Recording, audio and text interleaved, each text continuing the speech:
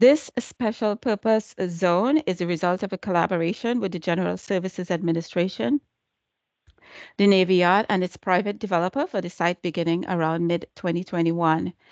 The Navy initiated an evaluation of various alternatives and through the National Environmental Policy Act in February of 2021, 2022, and the Navy owns the Washington Navy Yard, and they plan to lease a portion of the Navy Yard for private sector development. A master development plan was required and approved by the National Capital Planning Commission in May of 2024, and a memorandum of understanding subsequently was agreed to by the Navy, NCPC, and OP on how to proceed with zoning for the non-federal use of the land. OP is going to bring forward a zoning consistent with the proposed, with the approved master plan and the memorandum of understanding. And this is OP's role in this process. To date, here are the steps from 2023 to date, and this is the district coordinations with the feds, the MOU agreement signed in April, the Washington Navy Yard's planned approval by NCPC, I'm sorry. And in particular, we want to highlight the MOU between DC and the Navy, which outlines the development process we are bound to follow. And going forward, the initial report to the Zoning Commission will be amended to reflect minor corrections based on the MOU, and we will continue community meetings in the fall prior to public hearing. It is required that our report be filed no later than August 29th for the Commission's consideration of set down at the earliest public meeting in September. So OP's role is to initiate the zoning for based on the MOU. So here, the OP report and the racial equity analysis will review the principles and strategies of the plans, and we will submit the report to the Commission.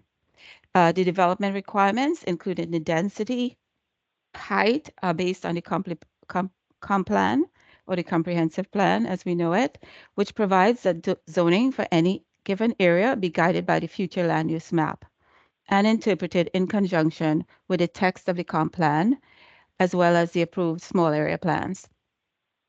The comp plan's designation is federal, which generally denotes federal ownership and use. However, when federal interests end, zoning should be established consistent with the comp plan policies. Mixed-use, high-density commercial and residential development envisioned for the area would be consistent with the abutting yards development to the west, together with parks and open space along the Anacostia River Walk. The Anacostia Waterfront Initiative was adopted by Council in 2003, is important for as part of our analysis, as it provided the guidelines for existing development on the waterfront and continues to do so for development in the future based on 5 themes, including a clean river, an active river, which eliminates barriers to access to the riverfront park system, its cultural destinations along the river, and the links that strengthen the neighborhoods along the waterfront. The text and the related map amendment would support the addition of a new neighborhood along the waterfront guided by these themes. The Navy envisions up to 2.05 million square feet of mixed-use development, 1,700 residential units, 100,000 square feet of neighborhood serving retail, all supported by a maximum of 1,550 parking spaces, and it will continue the waterfront setback for the Anacostia River Walk Trail that is consistent with other development along the waterfront. And we will have design review for any project that comes before the for development. So that design review will take place by the Zoning Commission. So this is a distilled version of the proposed text in terms of the bulk and the massing of the approved Navy Yard master plan as it is expressed in the development limits of height, density, and setbacks. And it's important here to recognize again that the resultant zoning text is derived from the approved 2024 Navy's master plan. The text is supposed to support the provision of an expansive waterfront experience that enhances and ties the existing neighborhoods along the waterfront through the continuation again of the 75-foot setback from the bulkhead to allow for consistency with other portions of the Riverwalk. It allows for ample waterfront activities and architectural designs along the waterfront and is located near the 11th Street Bridge Park, which the developer will collaborate with those developers along the Bridge Park district, and how this area will be developed. So the proposed zone would allow for a maximum height of 130 feet, consistent with the Height Act. The master plan anticipates range for new development between 110 and 130 feet. And this, again, is based on the programmatic agreement that was developed through the Section 106 process by the federal government. This is the impact review and assessment requirement when development is proposed around local historic resources. So along the waterfront, the building massing will step down to create a more accessible scale, and buildings would have a maximum of 15 feet projection depth into the 75-foot waterfront setback with a minimum of 20 feet of clear floor to ceiling space. At the eastern edge of the buildings would be a max of 130 feet to allow the projected development program necessary to facilitate the Navy's land exchange. So adjacent to the National Historic Landmark, for instance, as shown in Building 1 here, on the slide, you will see a height of 110 feet and you will see a separation. It is well set back from the historic elements at about, most likely for the lowest building, 205 feet. And we had some questions about the 11th Street Bridge and that setback. I will note it would be 110 feet from, let's say, Building 4 to the 11th Street Bridge.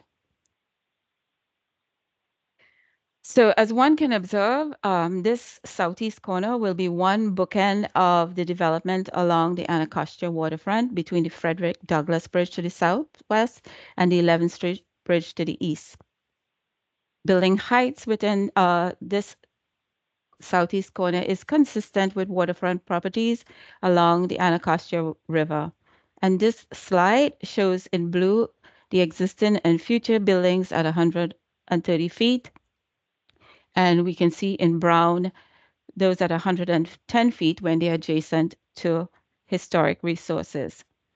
The text also provides for design review to ensure the design and development of properties would be in a manner compatible with and appropriate for the historic context of which the Navy Yard East Zone is a part and immediately adjacent to, including the National Historic Landmarks. This ensures that contributing elements of historic districts are treated consistently with the reviews conducted in accordance with NEPA and Section 106 of the National Historic Preservation Act. So proposed development must meet existing standards of design review under Subtitle X, Section 604, which is part of our existing zoning regulations and governs the majority of buildings along the waterfront. And the developer will have to prove that the proposed building or structures, including the siting, architectural design, site plan and landscaping, sidewalk treatment, is consistent with the objectives to help achieve the objectives of the Navy Yards as outlined in the text. So there are more opportunities for community input through the Zoning Commission's design review process as the project moves to the design and build out phases.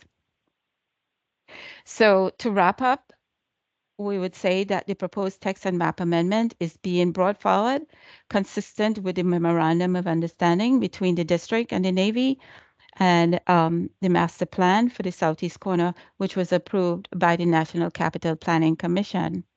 So this concludes our presentation for today's session, and we would appreciate the chance to share OP's role in this development with you and to facilitate new housing and mixed-use development in this part of the city. There will be further opportunities to provide comments, and we have a dedicated web page on the OP website where you can submit these comments. And we will now begin the public comment portion of the meeting and try to answer any questions you may have. So I will turn the meeting over to our moderator, Mr. Lawson, to begin the comment portion of our meetings. Thank you. Thanks, Karen. And once again, for Office of Planning, thanks everybody for attending this meeting. We hope it's been a little bit helpful to give you some kind of initial understanding of what the proposal is, why this is going forward. As Karen said, there's many, many more steps to go in this zoning process. And then in subsequent processes before the Zoning Commission for each individual building. So our goal with this one is to kind of give you a taste of what's going on and why it's being proposed. But we are very happy that you're here and would be happy to take any questions or any comments that you may have. Please feel free to add them to the chat if that's easier for you. Or if you prefer, please just raise your hand and we'll call on you and you'll be able to unmute yourself and make your comment or ask your question. Jennifer and Karen and I are here to kind of try to address any questions that you may have at this point. I should note, while people are kind of thinking up their questions, I should note that as Karen mentioned, and as I already mentioned, we are pretty early in the process. Right now, there is not an actual development proposal. There aren't buildings designed. Right now, we're establishing the zoning that would allow that kind of next step in terms of building design, site design, landscape design, all of those kinds of things, circulation patterns. The zoning would allow some of that work to start to proceed forward for the subsequent zoning commission processes that Karen described through our design review process. So we may not be able to address questions about some of the specifics about individual buildings or things like that we're certainly happy to talk about. Certainly happy to hear any comments you have. And certainly if you have comments on what you would like to see on this site or not like to see, we're certainly also happy to pass those on to the Zoning Commission and to the developer. But like I said, we're just happy to get whatever comments you may have at this point.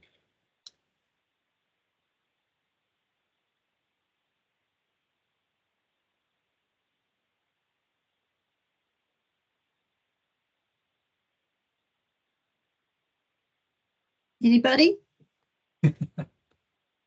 Bueller? Well, I don't want to keep everybody here longer than did somebody. Yeah, no. Sorry, we're just getting a comment being typed now. Oh, okay, good. Good.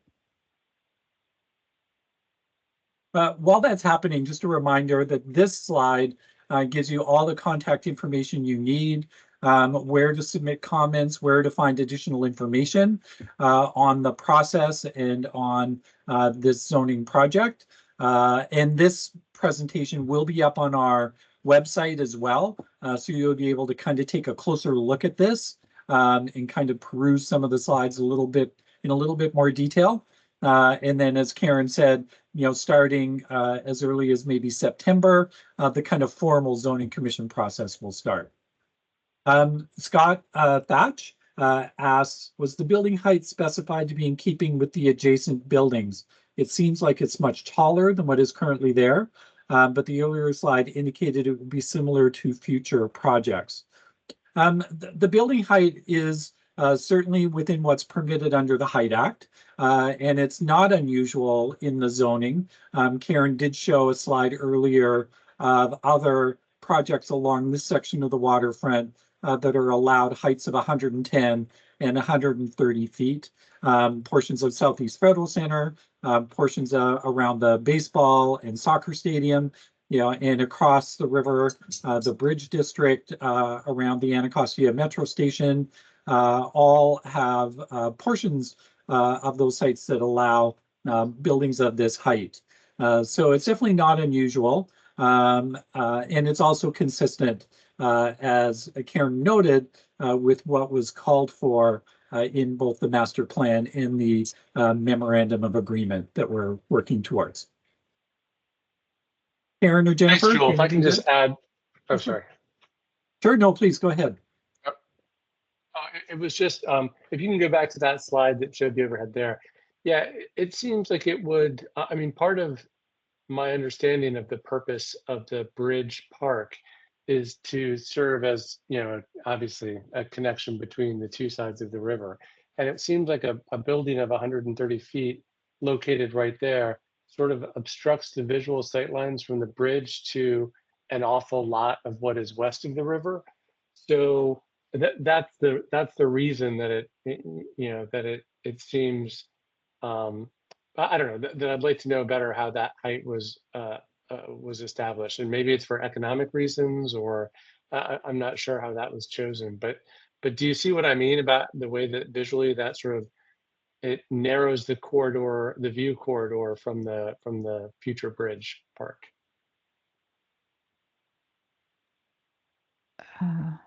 I'll go ahead and try to talk to that a little bit. Yeah, if you can leave this one up.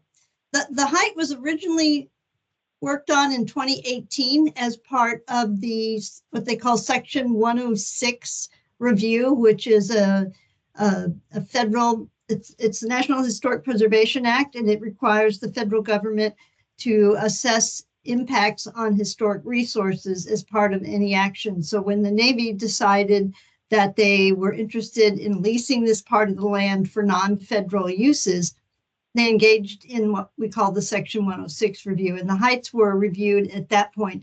And yes, I'm sure part of it is creating enough density on the site to compensate the developer. This is part of a complex land swap to accommodate the Navy's has security issues up on M Street, as well as the drive for a museum. So there's a lot of complicated requirements that went on between that negotiation, which we were not part of. The 106 did evaluate the heights at 110 and 130 feet, and it was determined that they did not have an adverse impact on the historic resources per se.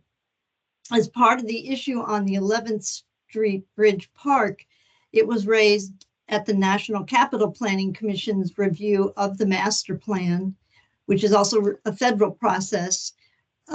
And they did do some extensive work. They went out on the bridge on the site and did some photo simulations of how the view would be altered or affected.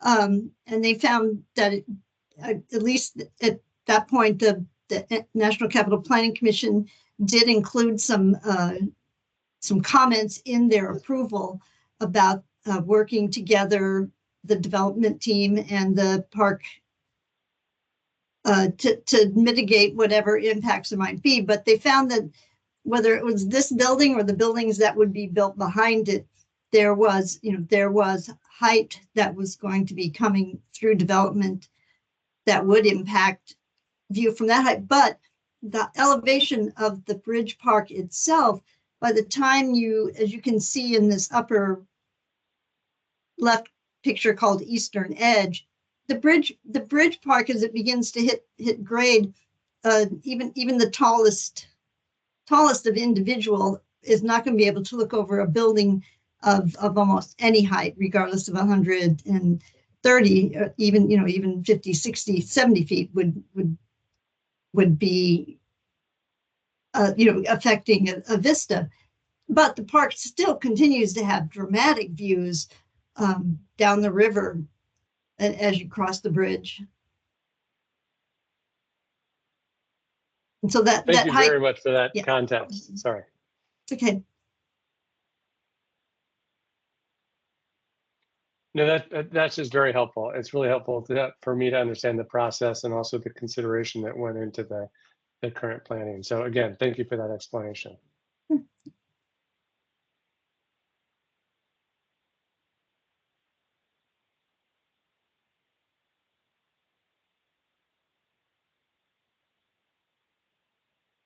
Thanks, Scott. That was a great question. Thanks, Jennifer. Does anybody else? Oh, here we go. We have another comment asking about why 8%, why only 8% affordable housing. The intent is that this project, like any project in the district, would comply with our inclusionary zoning program, which, as I said, applies across the city. That's the zoning program that establishes affordable housing requirements. And that's what this project would do. It would potentially exceed the inclusionary zoning requirements as the Navy is also intending to provide additional, in addition to the IZ units that would be available to members of the public, residents of the district. They would be providing additional affordable housing for veterans, which makes sense given the location of the site. So 8% was chosen because that's what the zoning regulations require under inclusionary zoning. And in addition to this 8% for affordable housing under the inclusionary zoning program, that's for rental, there is an additional, I believe it's 8% that the Navy has asked the development team to work on that focuses on veteran home ownership. And so that would be in addition to this 8%. And then in the future, they would also be applying for possible additional funds for more IZ through our low-income housing tax credit program through our Department of Housing and Community Development. So 8% is the minimum. There'll be the additional home ownership 8%, and then what may be available through what we call LIHTC, low-income housing tax credits.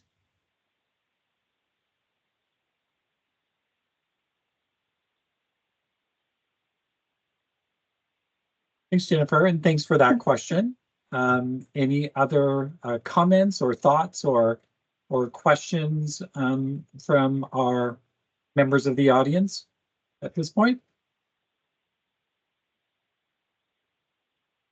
Perhaps you've already touched on this, but can you give us a sense for the timing of the actual design process and when that will be opened up for community engagement?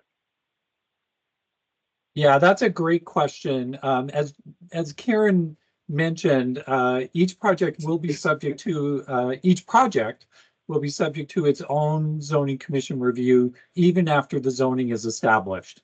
So the zoning process itself normally takes about 8 to 12 months from when the set down report is filed, and that's going to happen, in August, early September.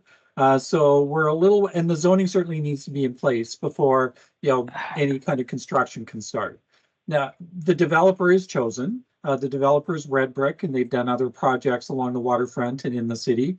And they, of course, could start their design process at any point. But until the zoning is established, certainly nothing could move forward in terms of permitting. So it's a little ways off before that could happen at the earliest. And those kinds of questions will probably be a little bit more refined and sussed out, or responses to questions like that, as we get kind of deeper into this zoning commission process. We'll get a better sense of what the construction timetable might be that the Navy and Red Brick are looking at. But certainly an important part of that is going to be, Karen talked a little bit about the the land transfer and about how one of the things that the Navy is trying to achieve through this is being able to move the Navy Museum from their secured area inside the campus to an area just directly to the east of the existing Navy Yard, outside the secured parameters of the Navy Yard compound, which would help to secure the Navy Yard itself, but would also make that museum much more accessible. And for those of you who may not have been lucky enough to see that museum, whether you're, whether you're a person who kind of studies the Navy and is really interested in naval history or not, it is a fascinating and beautiful facility. And having that being moved to this site very close to the Navy Yard, but outside the secured parameters, should allow many, many more people to enjoy that facility because it's really amazing. It's really beautiful. So that's one of the other goals. And sorry, where I was going with that was I'm not quite sure what the timing for that is either, but I know that that's very much part of what the Navy is trying to achieve through this whole land swap and this whole program. Thank you, Joel.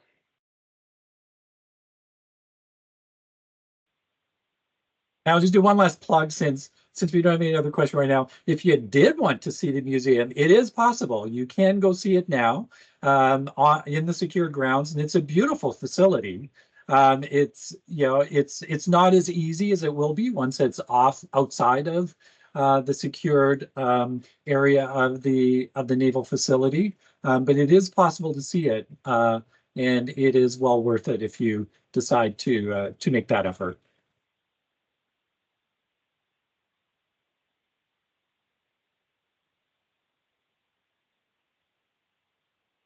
Okay. That's our PSA for the evening.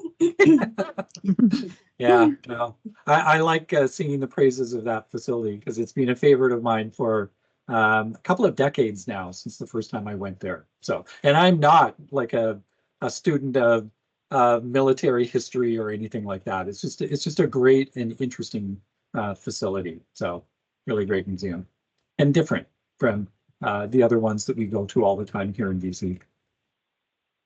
I'm not seeing any other questions. If anybody does have a comment, this is kind of a last call. We're not going to keep anybody longer on this. I guess it stopped raining, but on this Wednesday evening. So if you have any other thoughts or comments, we are very happy to receive them. But if not, do check out our website. Karen, can you go back to the last page again? Just to make sure that everybody who wants to copy some of that information down can. There we go.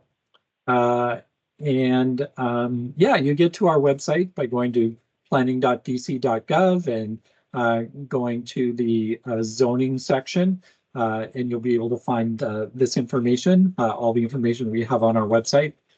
I just want to add, this is not the only opportunity to provide comment or ask questions. You can do it through our website at the Navy Yard East zoning at dc.gov, which is also linked through our planning at planning.dc.gov. And then there will also be public hearings in front of the Zoning Commission on the zoning piece. So you'll have an opportunity both to reach out to OP here or through the Zoning Commission process, which will have a presentation in front of the ANC as well as public hearings in front of the Commission. So there'll be plenty of time.